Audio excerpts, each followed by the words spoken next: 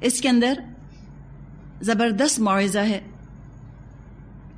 غیبت سے بچاتی ہے، انسان کو ہمدردی سکھاتی ہے، سچ کی تعلیم دیتی ہے، جو مورل پرنسپلز ہیں ان کو موقت کرتی ہے نا، انسان کے دل کے اندر بٹھاتی ہے.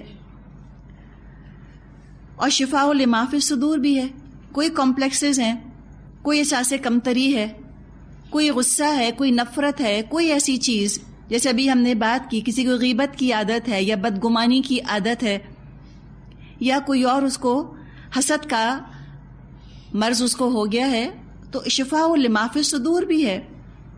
سائیکالوجی آج جو ہے ٹوٹل ساری کی ساری وہ فرائڈ کے فائنڈنگز پر اور فرائڈ کے کہنے پر اس کا انحصار ہے. ماڈرن سائیکالوجی کی بنیاد میں فرائڈ ہے. اگر ہم اس سائیکالوجی کے اندر قرآن کی تعلیمات کو شامل کریں، اسلامک سائیکالوجی بنائیں ایز اے سبجیکٹ، اور پھر اس سے لوگوں کا علاج کریں، یقیناً آپ دیکھیے گا فائدہ ہوگا، زیادہ مؤثر، زیادہ افیکٹو ہوگی یہ چیز. اسلام کا نقطہ نظر، قرآن کا پوائنٹ آف ویو بھی اس کے اندر شامل کیا جائے. جو فرائڈ کی باتیں ٹھیک ہیں وہ لے لی جائیں، جو فرائڈ کی باتیں کلیش کرتی ہیں قرآن کے ساتھ ان کو چھوڑ دیا جائے، اور ان غلطیوں کو ریپلیس کیا جائے قرآن کے حق کے ساتھ. پھر انشاءاللہ ہم دیکھیں گے کہ نتیجہ کتنا اچھا نکلتا ہے. تو یہ تو اچھی معاشرت سکھانے والی کتاب ہے، بھائی چارہ سکھاتی ہے، یونیورسل بردرہڈ کی تعلیم دیتی ہے، پرسکون گھریلو زندگی کے بارے میں اس کتاب میں مشورے ہیں، ہدایات ہیں. شوہر ہو تو کیسا ہو، بیوی ہو تو کیسی ہو، اولاد ہو تو کیسی ہو، رشتہ داروں کے ساتھ تمہیں کیا کرنا ہے، سب بتاتی ہے یہ کتاب. کتنے ہی ایسے سوالات ہیں کہ جن کا جواب تلاش کرنے میں لوگوں نے زندگیاں کھپا دیں. مثال کے طور پہ، ہم کہاں سے آئے ہیں، ہم کہاں جا رہے ہیں، کوئی امیر کیوں ہے، کوئی غریب کیوں ہے، یہ ڈسکرپنسی کیوں نظر آتی ہے انسان کو دنیا میں. قرآن ان تمام سوالات کا بڑا ہی مدلل، بڑا ہی خوبصورت جواب دیتا ہے. بہت سی ذہنی الجھنوں سے نجات ملتی ہے انسان کو، حقیقت ہے بہت سی گرہیں کھل جاتی ہیں. انسان کا سٹریس کم ہوتا ہے اس کتاب سے، یا آپ کو سٹریس کو مینیج کرنا سکھاتی ہے. انسان کا ٹینشن جو ہے وہ ڈسپیٹ ہو جاتا ہے، نکل جاتا ہے اس کتاب پر عمل کرنے سے. یہ تو انفرادی فائدے ہیں. اجتماعی طور پہ انڈیویجول فائدوں کے علاوہ کلیکٹیو فائدے آپ دیکھیے اس کے کتنے ہیں. گڈ گورننس کے احکامات موجود ہیں، sound and just economic system کے احکامات اس کے اندر موجود ہیں. کوئی نافذ تو کرے، ان احکامات کو امپلیمنٹ کرے. دنیا میں معاشی خوشحالی بھی آئے گی، معاشرتی خوشحالی بھی آئے گی، خوش بھی ہوگے، خوشحال بھی ہوگے. آج کل ہم دیکھتے ہیں یا لوگ خوش ہیں، جیسے بنگلہ دیش کا سروے کر کے بتایا، غریب ملک ہے بالکل، happiest people in the world کہاں رہتے ہیں؟ بنگلہ دیش میں رہتے ہیں، لیکن غربت ہے. خوش ہے لیکن خوشحال نہیں ہے. کچھ دنیا کے ممالک، کنٹریز ایسی ہیں کہ جہاں لوگ خوشحال بہت ہیں، they are very well off. مثال کے طور پہ ناروے ہے یا سوئٹزرلینڈ ہے، خوشحال ہے لیکن خوش نہیں ہے. ان کے ہاں خودکشیوں کا ریٹ، سوسائڈ کا ریٹ بہت زیادہ ہے، یا جوونائل ڈیلنکوینسی ہے، یا بروکن ہومز ہیں، طلاقوں کا ریشیو بہت زیادہ ہے. کہیں خوشحالی ہے اور کہیں خوشی ہے. اسلام دونوں چیزیں دیتا ہے، خوشی اور خوشحالی. خوش بھی رہو گے، خوشحال بھی رہو گے، ایسا نظام اس نے دیا. معاشی خوشحالی، معاشرتی خوشحالی. آج ہی سمجھا جاتا ہے one at the cost of other ہوگا. یا تو خاندان کا نظام ٹوٹے گا اگر تم ترقی کرو گے، طلاقیں تو ہوں گی، یا اگر گھر کو تم بچانا چاہتے ہو تو ترقی نہیں ہو سکتی. اسلام پرفیکٹ بیلنس دیتا ہے، روح کے تقاضوں کا بھی خیال کرتا ہے، جسم کے تقاضوں کا بھی پورا خیال کرتا ہے، بیلنسڈ دے دیتا ہے انسان کو. تو یہ فائدے یہ تو کافر کے لیے بھی ہیں قرآن میں، لیکن کافر کے لیے بس یہ دنیا ہی کے فائدے ہیں، آخرت میں کچھ نہیں اس کے لیے. آخرت میں کوئی فائدہ نہیں، وہاں خالی ہاتھ ہوگا. اس کے برعکس جو مومن ہے اس کے لیے موعظۃ من ربکم بھی ہے، شفاء لما فی الصدور بھی ہے، اور مزید وہدم و رحمت بھی ہے، ہدایت بھی ہے، رحمت بھی ہے۔ دنیا تو سنورے گی ہی سنورے گی، اس کی دنیا تو اس کی بن جائے گی، اور آخرت بھی بن جائے گی، دنیا والآخرہ۔ ہم دعا مانگتے ہیں ربنا آتینا فی الدنیا حسنۃ وفی الآخرۃ حسنۃ، اللہ ہم کو تو دنیا میں بھی اچھا بھلائیاں دے اور آخرت میں بھی بھلائیاں دے۔ تو ہدایت بھی ہے مومنوں کے لیے اور رحمت بھی ہے ان کے لیے۔ دراصل ہدایت کا اور رحمت کا تعلق ہے ہی آخرت سے، اور مومن کا تو مقصد ہی دنیا میں رہنے کا یہ ہے کہ وہ اپنی آخرت کی کھیتی جو ہے وہ اگا لے۔ نبی اکرم صلی اللہ علیہ وسلم نے فرمایا ہے الدنیا مزرعۃ الآخرہ، دنیا تو آخرت کی کھیتی ہے۔ تو مومن تو ہر کام کرتا ہے اپنے رب کی رضا کی خاطر تاکہ آخرت میں اس کو فائدہ ملے۔ تو اتنی زبردست کتاب ہے، اتنی زبردست نعمت ہے اللہ کی جو آ گئی۔ الرحمن کی رحمانیت کو جب جوش آیا تو اس نے قرآن نازل فرمایا۔ یہ بہت بڑی رحمت ہے، یہ زحمت بن کے نہیں آیا، یہ تو رحمت بن کر آیا ہے، یہ تو نعمت بن کر آیا ہے۔ فرمایا آیت 58، قل اے نبی صلی اللہ علیہ وسلم فرما دیجئے بفضل اللہ وبرحمتہ، تو ساتھ اللہ کے فضل کے اور اس کی رحمت کے، فبذالک فلیفرحوا، تو ان کو چاہیے کہ وہ خوشیاں منائیں، وہ سیلیبریٹ کریں، وہ تو خوش ہو جائیں، ان کے دل خوشی سے بھر جائیں اس کتاب کی وجہ سے، ان کو فرحت اور تازگی محسوس ہو، وہ تو فریش ہو جائیں اس قرآن کی وجہ سے۔ فَلْيَفْرَحُوا، چاہیے ان کو کہ خوشیاں منائیں۔ کیا اللہ کی نعمت ہے جو آئی ہے ان کے پاس، یہ کتاب نہ آتی آخرت حاصل کر نہ سکتے۔ یہ تو جنت کا راستہ بتانے والی کتاب ہے۔ دنیا میں ہمارے پاس کوئی چھوٹی سی چھوٹی انفارمیشن، کوئی معلومات آ جائے کہ جو ہم کو مدد دے کسی اچھے کالج میں ایڈمیشن لینے میں، یا کسی نوکری کی طرف رہنمائی مل جائے، یا کوئی اور چیز، مثال کے طور پہ کوئی بہت خوبصورت گھر بنانے کا آپ کو طریقہ بتا دے اور آپ سے پیسے بھی نہ چارج کر رہا ہو، تو سوچیں ہم کتنا خوش ہونا، کتنا ہم اس کا شکریہ ادا کریں۔ تو آ گئی نا کتاب تمہاری آخرت بنانے والی، جنت کی طرف رہنمائی کرنے والی، تو چاہیے کہ تم بہت خوش ہو جاؤ اس کو لے کر۔ آپ دیکھیے یہ خوشی کی بات کیوں کی؟ خوشی کا ایک تعلق جذبات کے ساتھ ہے نا، ایموشنل لنک ہے یہ۔ تم اس کو ٹھنڈے ٹھنڈے مت لے کر بیٹھے رہنا کہ ہاں آ گئی، اب میں بہت سیریس ہوں، بس اچھا ہاں آ گئی تو ٹھیک ہے۔ انڈیفرنٹ نہیں ہو سکتے تم اس قرآن کے ساتھ، اس کے ساتھ تو ایموشنل انوالومنٹ ضروری ہے، تمہارا جذباتی تعلق ہونا چاہیے۔ تو مومن تو خوش لگتا ہے اگر حقیقت میں کسی کے اندر ایمان ہے، تو آپ اس کے تاثرات سے پہچان جائیں گی۔ جب نعمت انسان کو ملتی ہے تو اس کے چہرے پر اس کے اثرات آتے ہیں، اس کے جذبات کا اظہار ہوتا ہے۔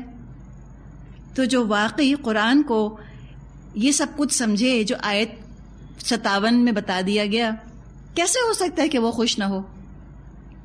مومن ہو اور خوش نہ ہو، نہیں ہو سکتا۔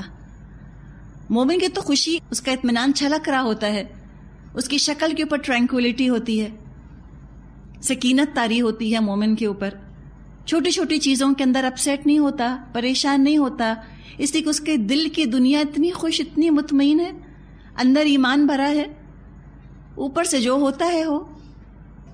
آپ دیکھیں دنیا میں اگر آپ کو کچھ لوگوں کی محبت حاصل ہے جو آپ کو بہت اچھے لگتے ہیں، آپ کو ان کا اعتماد، ان کا ساتھ، ان کی محبت حاصل ہے، تو زندگی کی مشکلات ہلکی ہو جاتی ہیں نا، آسان ہو جاتی ہیں۔ اسی طرح جب اللہ کا ساتھ حاصل ہے، اللہ کی رحمت حاصل ہے، اللہ کی محبت حاصل ہے، تو اندر تو اطمینان بھرا رہتا ہے، پتہ ہے کہ میرا رب میرا کام کر رہا ہے، دیر ہے اس کے ہاں دیر نہیں ہے، جو میرے لیے بہترین ہوگا وہ کرے گا۔ تو دنیا کی مشکلات یا دنیا کی ڈیلیز پریشان نہیں کرتے۔ جو لوگ جتنا زیادہ قرآن سے دور ہوتے ہیں نا، وہ اتنا زیادہ پریشان ہوتے ہیں، اتنا زیادہ ٹینشن لیتے ہیں اپنے اوپر، اور ان کو یہ بات سمجھ نہیں آتی کہ وہ قرآن پڑھنا شروع کر دیں تو ان کی ٹینشن ختم ہو جائے. تو کہا گیا کہ تم کو تو چاہیے خوشیاں مناؤ, تمہارا جذباتی ایک ساتھ ہونا چاہیے قرآن کا, تمہارا ایموشنل اٹیچمنٹ ہونا چاہیے. جیسے کچھ بھی تم جب لے کر آتے ہو تم اندر سے خوش ہوتے ہو, تمہاری آنکھوں میں چمک آتی ہے, یہ تمہارا تعلق قرآن کے ساتھ ہو. فَبِذَلِكَ فَلْيَفْرَحُوا, تو ان کو چاہیے اس پر خوشیاں منائیں. هُوَ خَيْرٌ مِّمَّا يَجْمَعُونَ, یہ تو ہر اس چیز سے بہتر ہے جو یہ جمع کرتے ہیں. جو کچھ انہوں نے آج تک جمع کیا, اس لیے کہ وقت ہمارا لگتا کہاں ہے, کیوں فرصت نہیں ہے قرآن پڑھنے کی. کچھ جمع کرنا ہے نا, کوئی پیسہ جمع کرنا ہے, کوئی کپڑے جمع کرنے ہیں, کوئی زیور جمع کرنا ہے, اس کے لیے نکلنا ہے, وقت لگانا ہے. کوئی چیز جو آپ کو جمع کرنی ہے وہ وقت لگائے بغیر اور پیسہ لگائے بغیر جمع نہیں ہو سکتی. اور کافی لگایا, ضرورت کی حد تک کی بات نہیں ہے کہ جمع کی بات ہے. ضرورت کی حد تک بھی ہمیں اگر پیسہ, کپڑا, کھانا چاہیے تو ہمیں وقت لگانا ہے. اور ضرورت سے بڑھ کر جمع کرنے تک جب بات چلی جائے تب تو آپ سوچیے نا کہ کتنا وقت لگانا ہوتا ہے, کتنا پیسہ لگانا ہوتا ہے, کتنی توجہ دینی ہوتی ہے, کیسے سوچ سوچ کے ہم سلیکٹڈ پیسز جمع کرتے ہیں اپنے لیے, کتنے زیادہ ایموشنلی انوالو ہوتے ہیں ان چیزوں کے ساتھ جو ہم جمع کر لیں. تو کہا کہ تم نے کیا جمع کر لیا بتاؤ. کوئی کروڑوں کا بینک بیلنس جمع کر لیا تم نے, کیا تیر مارا, وہ تو فرعون کے پاس بھی تھا. تم نے کیا بہت اچھے کپڑے جمع کر لیے, تو کیا کمال کر لیا, قارون کے پاس بھی تو تھا اتنا بہترین لباس. تم نے کوئی فرنیچر جمع کر لیا, کوئی ٹرنکٹس, کوئی تم نے اینٹیکس جمع کر لیے, کیا کمال کیا. کوئی کمال نہ کیا, عقل مندی کا ثبوت نہیں دیا, تم نے اتنا وقت لگا دیا ان چیزوں پہ. لیکن جس نے قرآن جمع کر لیا, خیر مما یجمعون, ہر اس چیز سے بہتر ہے جو یہ جمع کرتے ہیں. تو قرآن کے ساتھ خوشیاں منانے کا تو قرآن نے حکم دیا ہے, اور یہ خوشی مناتے ہیں ہم رمضان کے مہینے میں. رمضان میں آپ محسوس کر سکتی ہوں گے اللہ کی رحمت اور اللہ کی عنایت کیسے محسوس ہوتی ہے نا انسان کو. اس لیے کہ رمضان تو ہے ہی قرآن کا مہینہ. شہر رمضان الذی انزل فیہ القرآن, یہ تو اللہ نے فرمایا ھدی للناس وبینات من الھدی والفرقان, اس میں تو ہدایت ہے لوگوں کے لیے اور روشن نشانیاں ہیں, اور وہ تو فرقان ہے قرآن. تو کہا کہ قرآن کے ساتھ تم خوشیاں مناؤ, کمبرسم مت سمجھنا, نعوذ باللہ اس کو نیوسنس مت سمجھنا, بلکہ یہ تو بہت بڑی نعمت ہے. قرآن کے بارے میں احادیث میں بہت کچھ ہمیں ملتا ہے. نبی اکرم صلی اللہ علیہ وسلم نے فرمایا, جس شخص کو قرآن نے مشغول رکھا میرے ذکر سے اور مجھ سے سوال اور دعا کرنے سے, یعنی آپ اتنے بزی رہے, مثال کے طور پہ آپ جیسے اسٹوڈنٹس ہیں, آپ ترجمہ یاد کرنے میں, فہم کرنے میں اتنی مصروف ہو گئیں کہ آپ کو دعا کرنی یاد ہی نہ رہی کہ وہ میرے بیٹے کا رزلٹ نکلنے والا ہے, میں دعا تو کر لوں. اب بچے آ کر آپ سے کہتے ہیں دعا کی, آپ گلٹی ہو کر کہتے ہیں اچھا ابھی کرتی ہوں. تو یہ آپ حدیث ان کو سنا دیں کہ جس شخص کو قرآن نے اتنا بزی کر دیا کہ میرا ذکر نہیں کر سکا, مجھ سے دعا نہیں کر سکا, تو اللہ تعالیٰ فرماتا ہے میں اس کو اس سے افضل دوں گا جو سائلوں کو اور دعا کرنے والوں کو عطا کرتا ہوں. اس سے بھی بہتر دوں گا, اس سے بھی زیادہ اچھا دوں گا جو میں دعا کرنے والوں کو دیتا ہوں. کیوں؟ آپ دیکھیں نا, ایک ہوتا ہے سوالی, ایک ہے فقیر جو آپ سے مانگتا ہے, ایک ہے جو آپ سے کہتا ہے کہ مجھے آپ سے بہت محبت ہے. دو بچے ہیں آپ کے, ایک بچہ کہتا ہے امی پیسے ہیں, جو کہ عام طور پہ کہتے ہیں آپ کا پرس کدھر ہے, یہ سوال پوچھتے ہیں نا. ایک آپ کا بچہ جو کہتا ہے کہ ماما آپ مجھے بہت اچھی لگتی ہیں, آپ مجھے بہت پیاری لگتی ہیں. آپ تو کہیں گی آئے میں تجھے جو مانگے میں اس کو دے دوں. اتنا لاڈ آتا ہے نا اس کے اوپر, جو کہ محبت کا اظہار کرے, جو آپ کے پاس آ کر بیٹھنا چاہے, وہ اتنا پیارا لگتا ہے انسان کو. تو جو اللہ کے ساتھ مشغول ہے, بس اللہ کو یاد ہی کرتا ہے, اللہ کو کیسا ٹوٹ کے پیار آتا ہوگا. اللہ تو اس پر بس اپنی رحمت کے خزانے برسا دیتا ہے. تو فرمایا کہ اس کو میں تو سائلوں سے اور دعا کرنے والوں سے زیادہ دوں گا، اور دوسرے کلاموں کے مقابلے میں اللہ کے کلام کو وہ عظمت حاصل ہے جیسی خود مخلوق کے مقابلے میں اللہ کو حاصل ہے۔ تو بتائیے نا، فَبِذَلِكَ فَلْيَفْرَحُوا کا مقام ہے کہ نہیں؟ کیسے ہو سکتا ہے کہ جو قرآن پڑھ رہے ہیں، اپنا وقت قرآن کے ساتھ لگا رہے ہیں، وہ امبیرسڈ ہوں، یا وہ سمجھے کہ اپنی فرینڈز کو ہم کیا منہ دکھائیں گے، فرینڈ نے تو ایڈمیشن لے لی MBA میں یا A لیولز میں، اور میں کیا کر رہی ہوں، میں یہ قرآن پڑھ رہی ہوں، مجھ سے پوچھے گی تو میں کیا کہوں گی؟ کیا کہیں گی؟ فخر کے ساتھ، خوشی کے ساتھ کہیں گی کہ ہم قرآن پڑھ رہے ہیں۔ اس سے بہتر کیا چیز ہے؟ اللہ نے کہا ہوا خیر مما یجمعون۔ صحیح بخاری میں حدیث ہے، خیرکم من تعلم القرآن وعلمہ، تم میں سے سب سے بہتر اور افضل وہ بندہ ہے جو قرآن کا علم حاصل کرے اور دوسروں کو اس کی تعلیم دے۔ بنانے والے نے سرٹیفکیٹ دے دیا، کسی اور کا اوپینین کیا حیثیت رکھتا ہے؟ کوئی حیثیت نہیں رکھتا۔ ایک اور حدیث میں آتا ہے، نبی اکرم صلی اللہ علیہ وسلم نے فرمایا، بنی آدم کے قلوب پر اسی طرح زنگ، رسٹ چڑھ جاتا ہے جیسے پانی لگ جانے سے لوہے پر زنگ آ جاتا ہے۔ عرض کیا گیا، دلوں کے اس زنگ کو دور کرنے کا کیا ذریعہ ہے؟ اگر ہمارے دل رسٹڈ ہو گئے ہیں تو ہم کیا کریں؟ نبی اکرم صلی اللہ علیہ وسلم نے فرمایا، کثرت ذکر الموت و تلاوت القرآن، موت کو زیادہ یاد کرنا اور قرآن مجید کی تلاوت۔ یاد کرنا کہا ہے کہ یاد دلانا؟ کہ آپ کا بچہ کچھ کہتا ہے، آپ کہیں کہ ہاں اب مرنا ہی تو ہے۔ آپ کے میاں نے کہا کہ میری ترقی ہو گئی، آپ نے کہا ہاں اب سب مری تو جائیں گے۔ یہ بات نہیں کی جا رہی کہ آپ دوسروں کو یاد دلائیں، آپ یاد رکھیں تاکہ ہم خوشی میں آپے سے باہر نہ ہوں یا ہم غم میں ڈپریشن میں نہ چلے جائیں۔ یاد رکھنا کہ سب عارضی ہے، سب فلیٹنگ ہے، دس ٹو شیل پاس، یہ بھی گزر جائے گا، تھوڑی سی دیر کا ہے۔ چہل پہل اور رونق ذرا سی دیر کی، ساری فکریں بھی اتنی عارضی، اصل فکر کرنی ہے اس کی کرو۔ ہوا خیر مما یجمعون، یہ ہر اس چیز سے بہتر ہے جو یہ جمع کرتے ہیں۔ ایک اور حدیث میں مضمون آتا ہے کہ جس کو اللہ نے قرآن کی نعمت سے نوازا، جس کو یہ بلیسنگ اپنی دے دی کہ وہ قرآن پڑھتا پڑھاتا ہے، اور پھر اس نے کسی اور کی دنیاوی نعمتوں پر رش کیا، اس نے کہا ہائے شی سو لکی، ہی سو لکی، اس کے پاس یہ اور یہ ہے، میرے پاس صرف قرآن ہے۔ اگر اس نے یہ کام کیا تو آپ نے فرمایا اس نے قرآن کی ناقدری کی، اس نے قدر نہیں کی قرآن کی کہ کتنی قیمتی چیز ہے جو کہ اس کے پاس ہے۔ آگے فرمایا آیت نمبر 59، قل ارأیتم ما انزل اللہ لکم من رزق فجعلتم منہ حراما وحلالا قل اللہ اذن لکم ام علی اللہ تفترون۔ اے نبی صلی اللہ علیہ وسلم، ان سے کہیے، تم لوگوں نے کبھی یہ بھی سوچا ہے کہ جو رزق اللہ نے تمہارے لیے اتارا تھا اس میں سے تم نے خود ہی کسی کو حرام اور کسی کو حلال ٹھہرا لیا؟ ان سے کہو، اللہ نے کیا تم کو اس کی اجازت دی تھی یا تم اللہ پر افترا کرتے ہو؟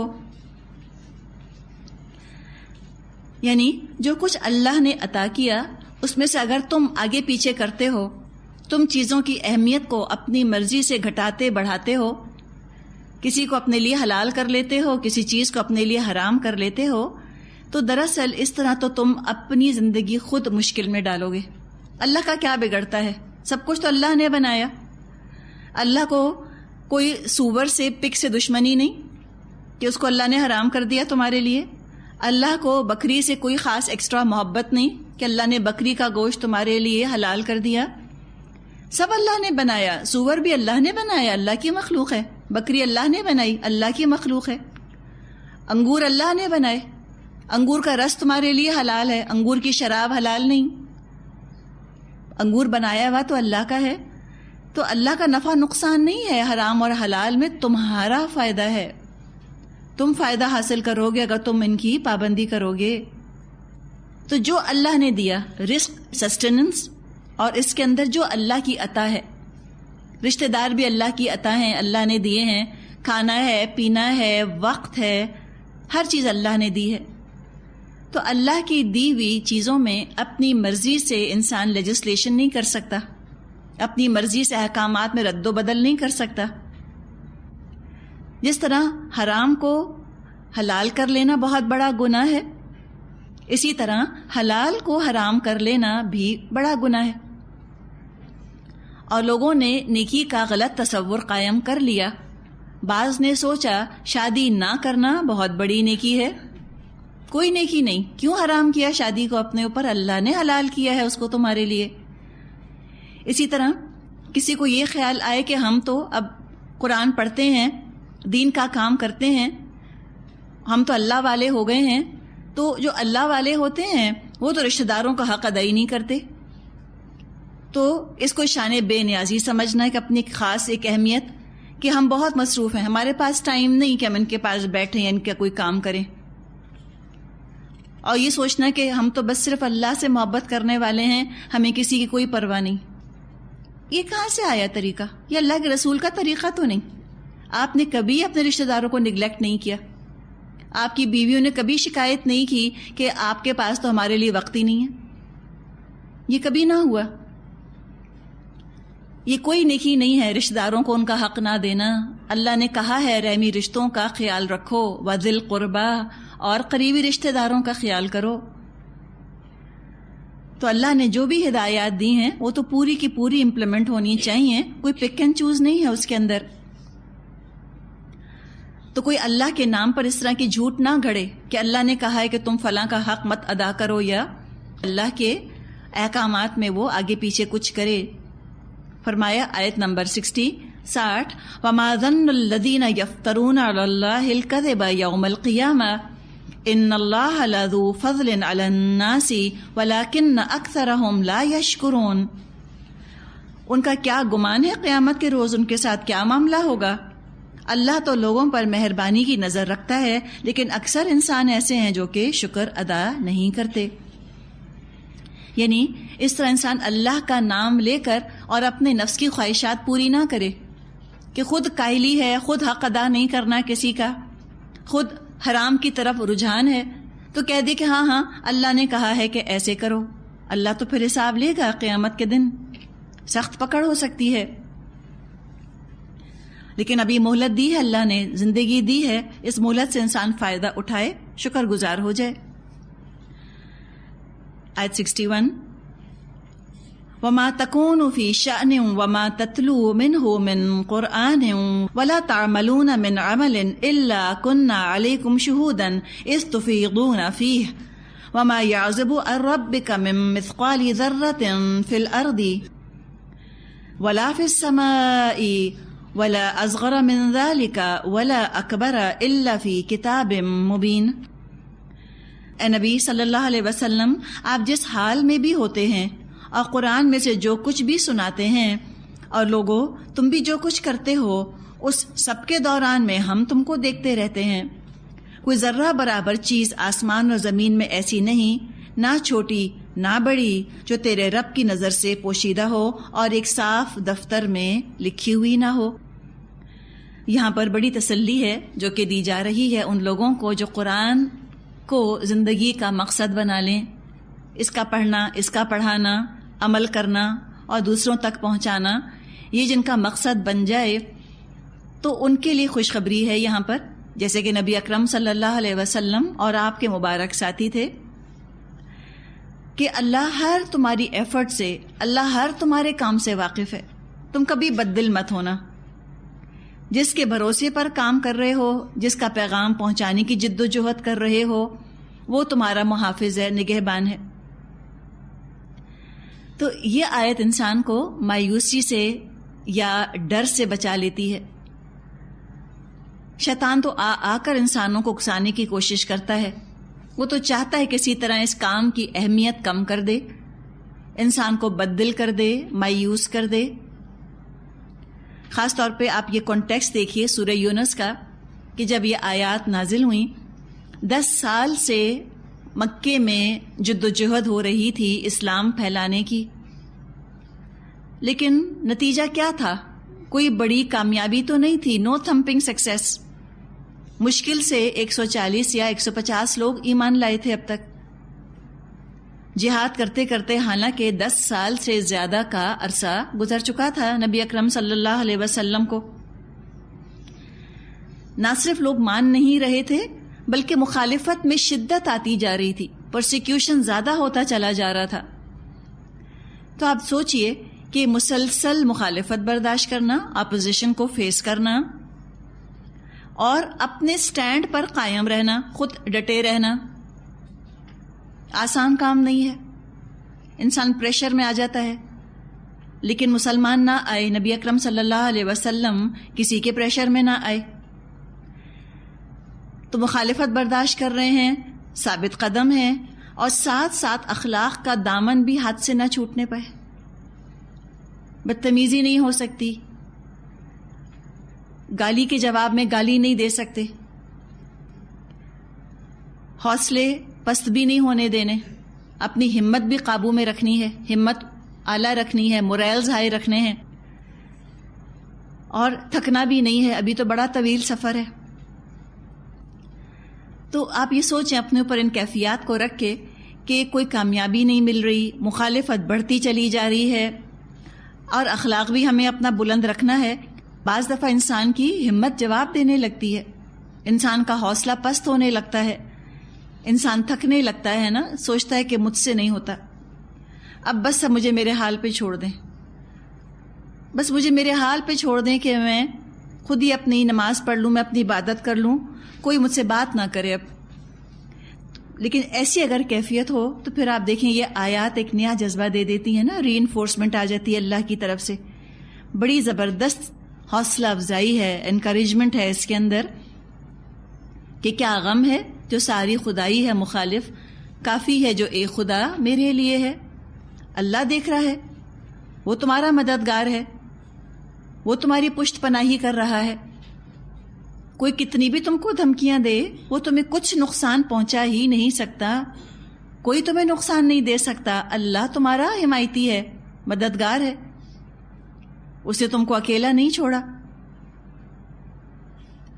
تو اللہ تعالیٰ تو بندوں کی نیت کی حفاظت بھی کرتا ہے. اگر تم یہ کام کر رہے ہو تو سوچ لو کس کے لیے کر رہے ہو. لوگوں سے صلہ تو نہیں چاہیے تم کو، تم تو اللہ کے لیے کر رہے ہو، اور جس کے لیے کر رہے ہو وہ دیکھ رہا ہے. ایک ایک عمل پر اللہ گواہ ہے، تمہارے اعمال کو سنبھال کے رکھے گا، نہ صرف سنبھالے گا بلکہ پروان چڑھائے گا، ملٹی پلائی کرے گا. تم ایک ذرہ یہاں سے بھیجو گے پورا باغ پاؤ گے، ایک بیج کے بدلے میں تم کو پورا باغ ملے گا اللہ کے ہاں. فرمایا اللہ گواہ ہے تم پر، اذ تفیضون فیہ، جب تم مشغول ہوتے ہو اس میں. تفیضون کا مطلب ہوتا ہے ایسی مشغولیت، ایسا بزی ہو جانا کہ جو انسان اپنے آپ کو ہی بھول جائے، یاد ہی نہ رہے کہ ہم نے کب سے کھانا نہیں کھایا. مثال کے طور پہ قرآن کو ڈوب کے پڑھنا، اپنے آپ کو غرق کر دینا اس کے اندر، یہ انداز کہ انسان اتنا کنسنٹریٹ کرے اس کے اوپر کہ اس کو ادھر ادھر کا ہوش نہ رہے. جو یہ کرتا ہے اللہ خوب اچھا جانتا ہے، اللہ کو معلوم ہے وہ کیا کرتا ہے.